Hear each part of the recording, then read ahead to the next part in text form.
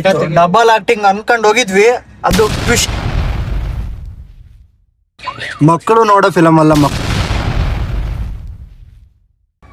ಸೈಕಾಗಿದೆ, ಆದ್ರೆ ಅರ್ಥ ಮಾಡ್ಕೊಳ್ಳೋರು ಚೆನ್ನಾಗಿರ್ಬೇಕಷ್ಟೇ.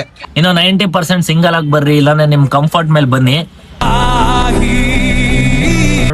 ಮೂವಿ ಬಗ್ಗೆ ಹೇಳ್ಬೇಕಂದ್ರೆ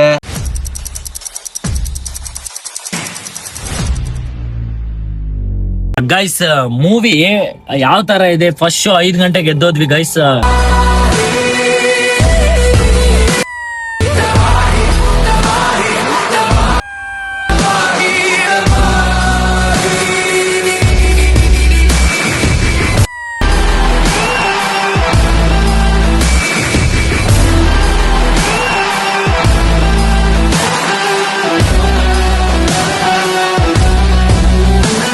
ನಾನು ಹೇಳ್ತಿರೋ ಒಂದು ಏನಂದ್ರೆ 18+ ಇರುತ್ತೆ.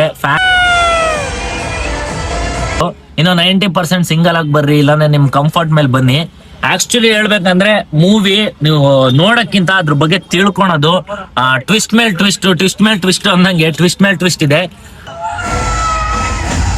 ನನ್ ರಿವ್ಯೂ ಬಂದ್ಬಿಟ್ಟು ಮೂವಿ 70% 18+ ಫ್ಯಾಮಿಲಿ ಜೊತೆ ನೋಡೋದಲ್ಲ. ಹೀರೋ ಆಗ್ಲಿ ಹೀರೋಯಿನ್ಸ್ ಆಗ್ಲಿ ಯಾವ ತರ ಚೇಂಜ್ ಆಗ್ತಾರೆ, ಹೆಂಗಿರುತ್ತೆ, ವಾರ್ ಹೆಂಗಾಗುತ್ತೆ, ಪ್ರತಿಯೊಂದು ರಿವೀಲ್ ಇನ್ನೂ ನಾನು ಯಾವ್ದು ಶೋ ಮಾಡಿಲ್ಲ.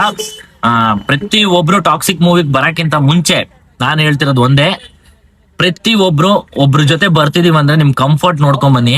ಆಕ್ಚುಲಿ ಫ್ಯಾಮಿಲಿ ಜೊತೆ ಬರಕ್ಕಿಂತ ಮುಂಚೆ ಒಂದ್ಸತಿ ನೀವು ಮೂವಿ ನೋಡ್ಬಿಟ್ಟು ಆಮೇಲೆ ಹೋಗ್ಬೋದಾ ಇಲ್ಲ ಅಂತ ತಿಳ್ಕೊಳ್ಳಿ. Fucking manners. ಪ್ರತಿಯೊಬ್ಬ ಟಾಕ್ಸಿಕ್ ಮೂವಿ, ಕನ್ನಡ ಮೂವಿ ಅಲ್ಲಿ ನೋಡಿ ಎಲ್ಲರೂ ಬಂದ್ಬಿಟ್ಟು ಆದಷ್ಟು ವಿಸಿಟ್ ಮಾಡಿ. ನಮಸ್ಕಾರ ಗೈಸ್, ಈ ಲಾಗ್ ನಂದಾಗಿರುತ್ತೆ. ಮೂವಿ ರಿವ್ಯೂ ಅಂತ ಬಂದ್ರೆ 18+ ಆಗಿರುತ್ತೆ. ಮತ್ತೆ ಮೂವಿ ಟ್ವಿಸ್ಟ್ ಮೇಲೆ ಟ್ವಿಸ್ಟ್ ಇದೆ. ಫಸ್ಟ್ ಶೋ ಹೋಗಿದೀವಿ, ಫ್ಯಾನ್ ಶೋ. ಎಲ್ರಿಗೂ ಕೇಳೋಣ ಯಾವ ತರ ಇತ್ತು ಅಂತ. ಗಣಿ ಹೆಂಗಿತ್ತು?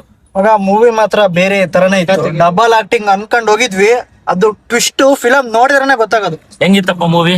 ಮನ್ಸಿಂದ ಹೇಳು ರಿವ್ಯೂ. ಸಖತ್ತಾಗಿತ್ತು, ಸೈಕಾಗಿದೆ, ಆದ್ರೆ ಅರ್ಥ ಮಾಡ್ಕೊಳ್ಳೋರು ಚೆನ್ನಾಗಿರ್ಬೇಕಷ್ಟೇ. ಮಕ್ಕಳು ನೋಡೋ ಫಿಲಮ್ ಅಲ್ಲ.